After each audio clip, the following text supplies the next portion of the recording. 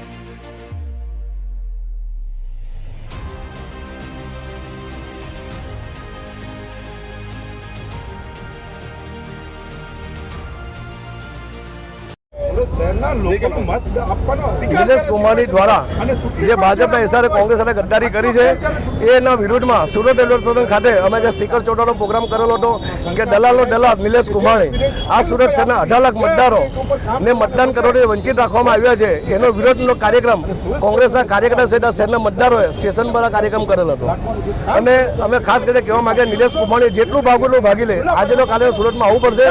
કોંગ્રેસનો કાર્યકર્તા શહેરનો મતદાર પણ નીલેશ કુંભાણીને શોધે છે। आज तो सूरत आવું પડશે ત્યારે એને मार पर પડશે। आगे की जानकारी के लिए बने रहे, देखते रहे स्टार न्यूज नेटवर्क। जय हिंद, जय भारत।